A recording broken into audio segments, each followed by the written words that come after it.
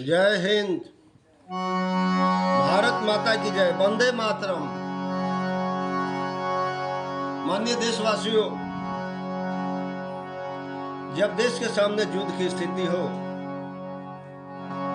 और हमारे कुछ गद्दार सरकार के और सेना के हौसले खराब कर रहे हो, जो हौसले तोड़ रहे हो, ऐसे लोगों को क्या करना चाहिए आप लोग खुद ही सोच सकते हैं। एक भोजपुरी में सड़ा हुआ उल्टा सीधा बेकार तुकबंदी और राजनीति से परिपूर्ण नेहा सिंह, शोक गायिका, फेक गायिका, जिसको लोग गायिका कह रहे हैं। लोक गायिका कहने वाले भी मैं बोलता हूं गद्दार हैं। कोई तो बता दे कि कौन सी लोकगीत गाई है उसने।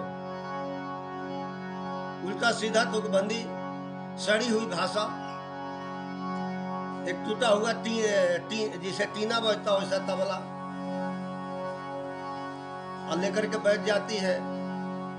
साड़ी को ऐसे कान में फंसा कर जैसे हिजड़े फंसाते हैं, हिजड़ी जैसा चेहरा बना के, और ऐसे गाती है जैसे उसका पति का देहांत हो गया हो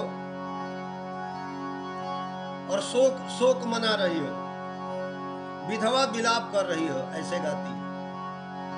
उसको जॉर्ज सोच जैसे और भी आतंकवादियों से उसको पैसे मिला हुआ है,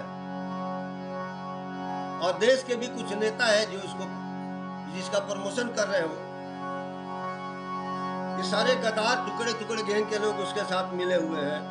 और जोगी बाबा अपने बड़े बड़े को देख लिया जा रहा है, इसको भी देख लो, आपकी भी बदनामी हो रही है इसके वजह से। जनता कह रही है बाबा कैसे छोड़ रखे इसको। ये जो है ना, ये शोक गायिका, इसको मिटाना बहुत जरूरी है, इसके मुंह पर ताला लगाना बहुत जरूरी है।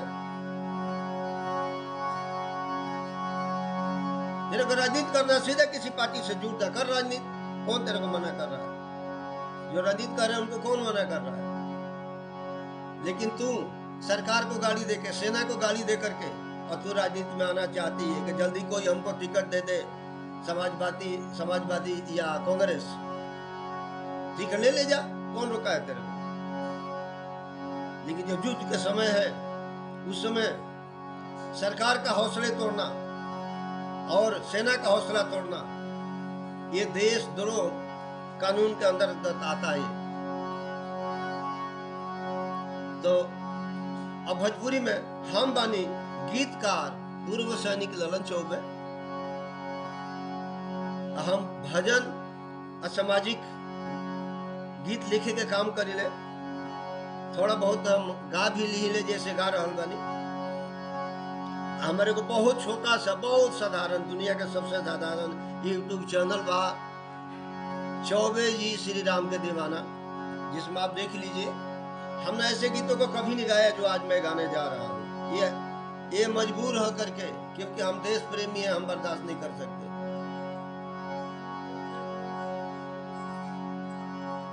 ना उसको राग ठाट कुछ भी पता नहीं है, कोई शास्त्रीय संगीत का ज्ञान नहीं है। ये कौन बेवकूफ है, कौन गद्दार है जो उसको लोक गायिका कहता है? इसके ऊपर केस होना चाहिए लोक गायिका कहने वालों को। तो आइए सुनते हैं भोजपुरी में।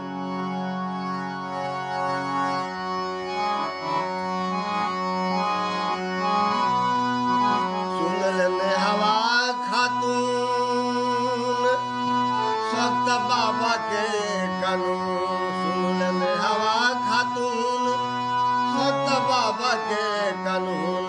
जिहाद करबे त जेलवा में जाए के पड़ी, जिहाद करबे त जेलवा में जाए के पड़ी। एकरे के भिखारी ठाकुर के धुन में।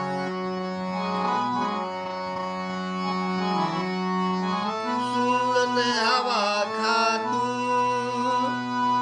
सख्त बाबा के कानून, सुन लेने हवा खातून, सख्त बाबा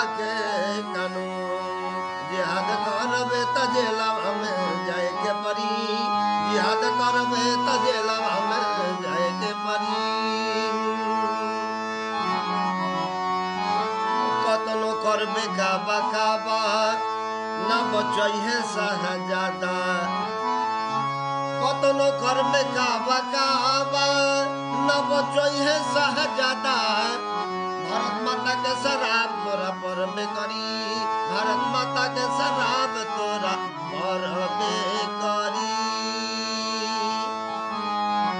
अब पहले धुन में आ जाते हैं। सुन लेने हवा खातून सख्त बाबा के कानून सुन ले हवा खातून सख्त बाबा के कानून जिहाद करबे त जेलवा में जाए के परी जिहाद करबे त जेलवा में जाए के परी।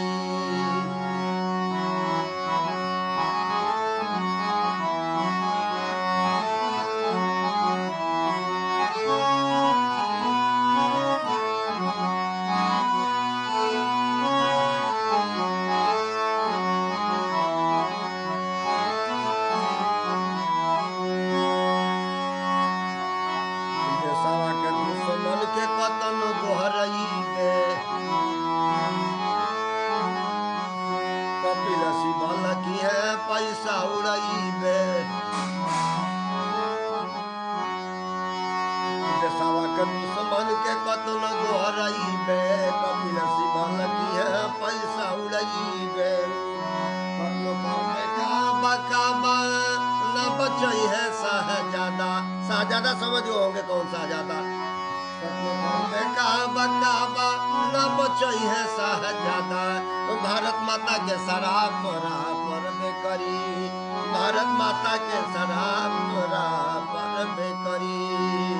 सुन ले हवा खातून सख्त बाबा के कानून सुन ले हवा खातून सख्त बाबा के कानून जिहाद करबे त जेलवा में जाए के परी जिहाद करबे त जेलवा में जाए के परी।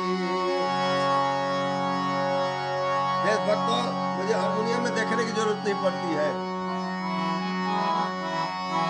हिजड़ा भतार पाके नंगा नाच करता रे हिजड़ा भतार पाके नंगा नाच करता रे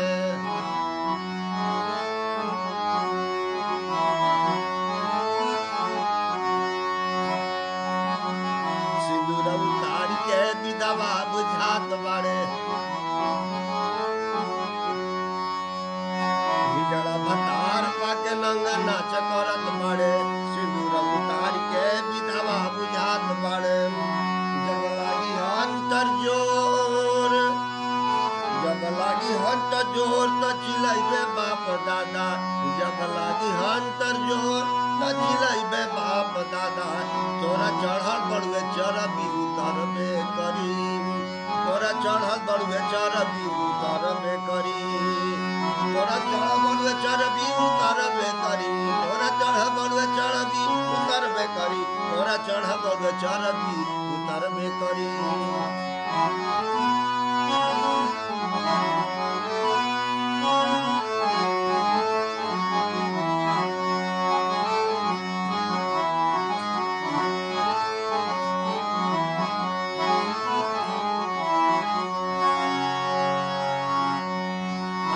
हिंदुस्तान के गावे पाकिस्तान के जिहादी ऐसन भाषा एकर हरदम जुबान के हिंदुस्तान के गावे पाकिस्तान के जिहादी ऐसन भाषा एकर हरदम जुबान के।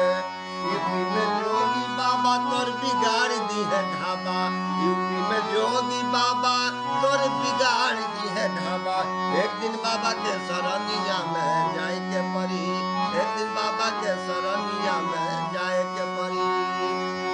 सुन ले हवा खातून सख्त बाबा के कानून सुन ले हवा खातून सख्त बाबा के कानून जिहाद करबे त जेलवा में जाए के परी जिहाद करबे त जेलवा में जाए के परी।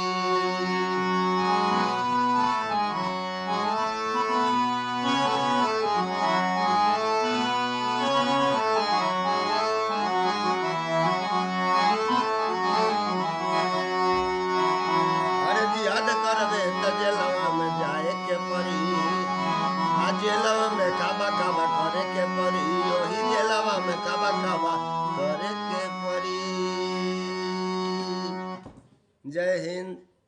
गलतियों के लिए क्षमा चाहूँगा।